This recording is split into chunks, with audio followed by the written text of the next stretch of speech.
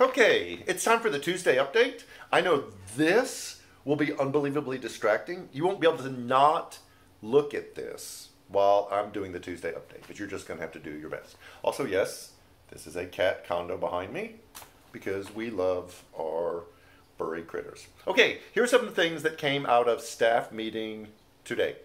First of all, we are currently in the process of moving everything over to our new database. You don't need to know any of that other than the amount of work that's being done behind the scenes, especially by our office administrator, Kathy, who is having to go through a unpurged roll of over 14,000 names to help clean it up when we move people over to the new cloud-based database. So pray for her through that process. But also, we're in the process, we've already chosen a format for a new website. So we're in the process of completely redoing the website and also on the front end of beginning to redo the app. And all of that will look different. So that's one of the things that we just wanted to let you know about. We know we have special days coming up. This Sunday's Mother's Day, so do whatever you need to do for that. Men, fix something that maybe isn't slapped on the grill and burnt for them. Do something else. But anyways, we'll have a special little piece in the service this Sunday for Mother's Day. Graduation is the next Sunday. We're working on that also. And then, of course, we talked about Father's Day because it will be here before we know it. This Sunday, we'll begin in earnest a very intentional conversation about what it looks like to do live streaming even after, whenever this is, we gather back together. There is no way that we could keep our current setup and have people in the auditorium for a worship service because it looks like a studio. There's just stuff everywhere. So we've got to figure out what it looks like to do live streaming and not to distract people who come to worship. That conversation begins this Sunday because we realize that there's cost involved, there's logistics involved, there's staffing. We're going to need more tech people if we're going to do that. So, but we want to let you know we're working on that also.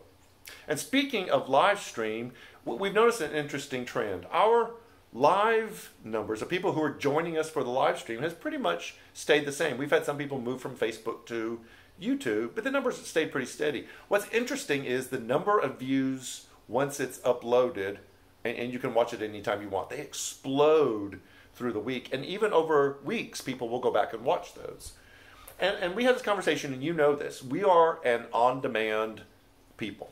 I don't want to watch a show that's live. I want to favorite it, I want to DVR it, and then I want to watch it when I want to watch it. And we realize that people are doing that also. So we've made a decision about our children's programming for this Sunday. Normally, Stephanie and Tammy come on live after the worship service. We realize that's a huge block of time.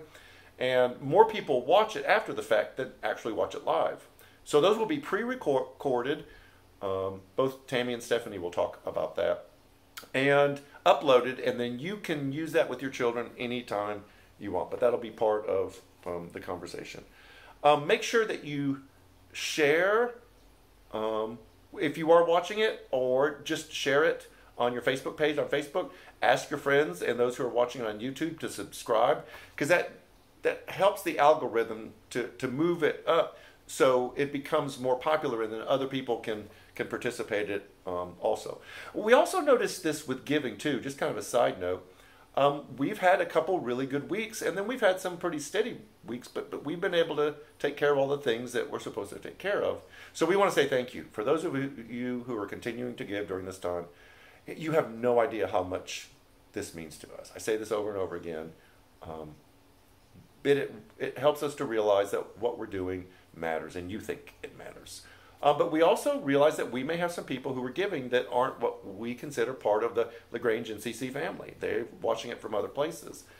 And so this is going to change how we view that too. So to all of you, those who consider NCC your gathering home, and those of you who've come to watch our services, thank you. You've helped keep things going. And then lastly, tomorrow night, Wednesday night, the 6th, is the gathering. This is something we do the first Wednesday of every month, and we'll have a Bible study and a time of praise. And this Wednesday night, we'll be back in the auditorium we'll have a few songs, and then I'm coming back to Ephesians at 6:30. So you get about 40 minutes or so of music and some Bible study, kind of like we have always done with the gathering at 6:30. Share it. Let people know. It'll be on Facebook and YouTube. A little commercial.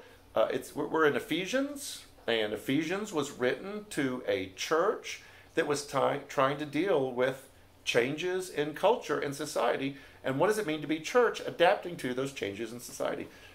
Not that it has anything to say to us today. But anyways, thank you for your support. Thank you for sticking with us. Constantly send your staff and your elders little words of encouragement for all the work that they're doing behind the scenes. We appreciate each and every one of you, and we will see you at the gathering and online. Have a great week.